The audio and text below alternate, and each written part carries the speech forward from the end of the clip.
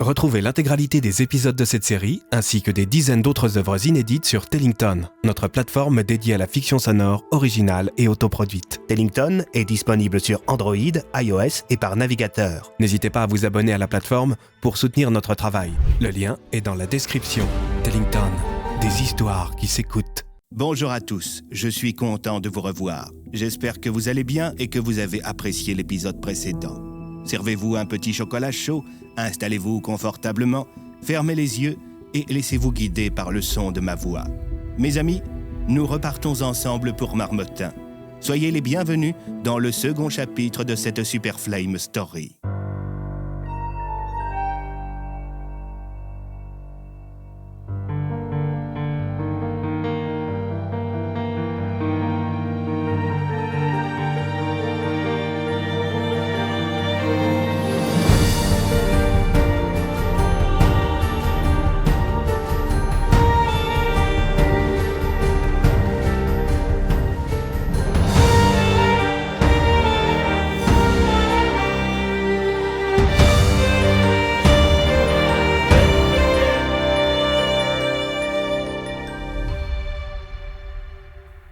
Triste blizzard, chapitre 2, Neige écarlate. Alors que les corps des deux amis de Léo se vidaient de leur sang, imbibant le manteau de neige qui tapissait la forêt de sapins, ce dernier ne perdit pas une seconde. Il se précipita dans la cabane avec le pistolet. Il le plaça dans le poêle à bois, s'empara du carnet, en arracha quelques pages qu'il mit en boule et il mit le feu au tout avant de refermer le poêle. Il remarqua alors dans un coin de la cabane les sacs de cour. Il les fouilla un à un, sortant la plupart des cahiers pour lire les noms de leurs propriétaires. Lorsqu'il en vit un au nom de Léo, il en conclut qu'il s'agissait de son sac. Il regarda ensuite à l'intérieur du carnet de correspondance qui s'y trouvait et vit son emploi du temps.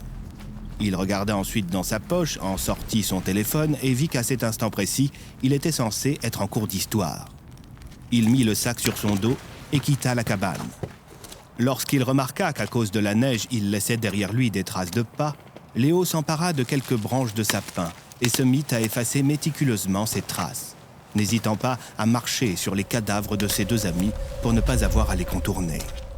Il quitta ensuite la forêt, laissant les preuves de son crime brûler dans le vieux poêle. Pendant ce temps, au commissariat de Marmottin, se tenait une réunion dans la salle commune. Le commissaire Tassier était en train de briefer ses équipes. Bon les gars, comme vous le savez, chaque année au moment des fêtes et depuis plusieurs années maintenant, il se passe des choses terribles dans ce satané village. Je vous invite donc à faire preuve de la plus grande vigilance. Le moindre détail, le moindre truc bizarre peut être le premier domino d'une longue série de catastrophes. Alors pensez bien à faire tourner les infos. Moi, j'ai une info à faire tourner, s'exclama Josiane, la standardiste. On vous écoute, Josie, lança Tassier d'un air grave. Il y a Fonck qui a encore bouffé tous les cookies que j'ai ramenés. Désolé, c'est le stress, ça me creuse, répondit l'intéressé en tentant de se cacher derrière sa tasse de chocolat chaud. Le commissaire reprit. Comme chaque année, la division Plume d'Argent a renforcé sa présence dans le village. Nos amis militaires seront les primos intervenants en cas de menace magique. Donc si vous assistez à un phénomène surnaturel, vous attendez leur arrivée.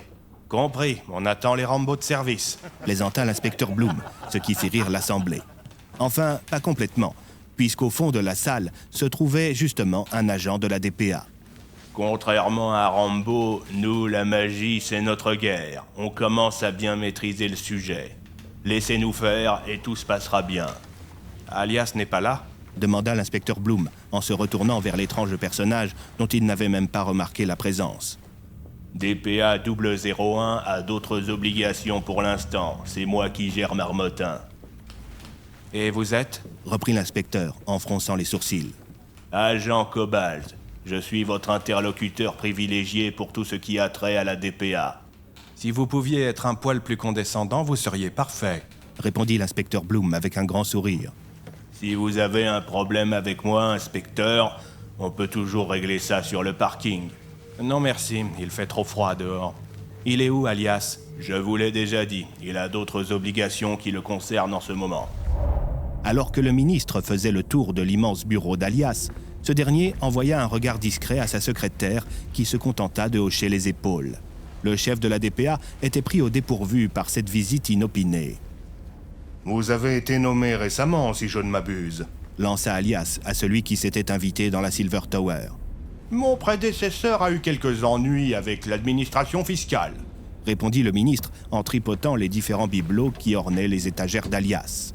« Si vous pouviez éviter de toucher à mes affaires... » Pardon, je suis simplement curieux. Vous savez ce qu'on dit sur la curiosité. Le ministre sourit. C'est effectivement l'un de mes innombrables défauts. Vous faites quoi ici? Alias se tourna vers les généraux en uniforme qui restaient immobiles à l'entrée. Comme il avait un peu mal au dos, il se colla contre un mur avant de reprendre. Le chef d'état-major des armées ne vous a rien dit? Oh, vous n'êtes pas au courant alors? Au courant de quoi? Monsieur le Président de la République a procédé à quelques restructurations. Vous passez sous la coupe de mon ministère. Historiquement, la DPA n'a jamais eu besoin de... L'histoire, ça évolue, monsieur le directeur général. Le monde est de plus en plus dangereux, voyez-vous. Combien de temps avant que nos alliés, ou pire encore nos ennemis, ne découvrent l'existence de la magie? Je ne parle même pas de ces Dorkipa qui travaillent pour d'obscurs intérêts. On dit des Dokipa, monsieur. Peu importe leur nom, ce sont des magiciens et leurs portes sont dangereuses. On ne peut pas leur faire confiance. Qu'est-ce qui nous dit qu'ils ne travaillent pas pour la Chine? Sauf votre respect, monsieur, nous entretenons d'excellents rapports avec les propriétaires de portes que nous côtoyons, et ces derniers nous ont sauvé la mise à plusieurs reprises. Par le passé, nous avons déjà tenté une politique de méfiance, mais il n'en a résulté que de mauvaises choses. Vous savez, j'ai lu les dossiers, Alias. Les cas de Phileas et Contumace sont à part. Ils appartiennent au passé. Et je vous parle du présent, moi, Alias. À partir de maintenant, je vous demande de ne plus trop travailler avec des Dorkipa. Des Dokipa. Peu importe leur nom. Estimez-vous heureux que je ne vous demande pas de tous les arrêter et de les envoyer à l'Équateur. Alias garda le visage fermé. Il aurait voulu répondre. Parce que vous croyez vraiment qu'on en est capable. Mais le chef de la DPA avait suffisamment d'ennuis à gérer pour qu'un politique arriviste qu'il soupçonnait au passage d'avoir fait virer son prédécesseur ne lui dise quoi faire de son organisation.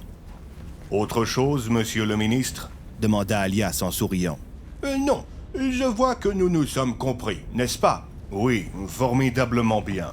Parfait, nous nous reverrons prochainement, soyez-en sûrs. Répondit le responsable politique en quittant le bureau du chef de la DPA, en compagnie des généraux qui l'accompagnaient. Il s'en servait visiblement comme faire-valoir. En collant sa tête contre la porte de son bureau, Alias pouvait les entendre dire des « Oui, monsieur. Excellente idée, monsieur. Je me demande ce qu'on ferait sans vous, monsieur. » Visiblement, cet imbécile n'est pas une véritable menace. Lança Alias en s'avançant vers un placard qu'il ouvrit. À l'intérieur se trouvait un petit panier dans lequel dormait une petite boule de poils blancs. C'était Lumine, l'animal de compagnie de Talion.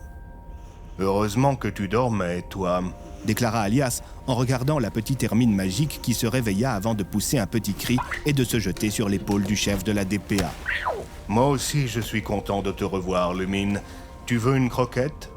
Soudain, le téléphone d'Alias se mit à vibrer. Il le sortit de sa poche et décrocha. « Oui, Talion ? Comment va ma petite poupette d'amour? Elle a fait une grosse sieste. Heureusement, on a reçu une visite un peu hostile.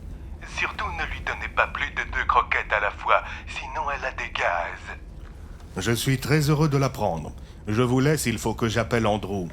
Vous pouvez me passer Lumine pour que je lui dise bonjour?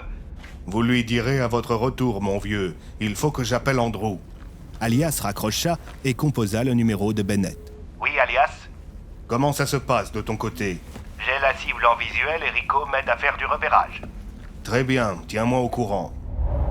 Pendant ce temps, Léo venait de rentrer de son établissement scolaire. Il était en retard. Mais heureusement pour lui, son professeur était absent et le cours auquel il aurait dû assister avait été annulé.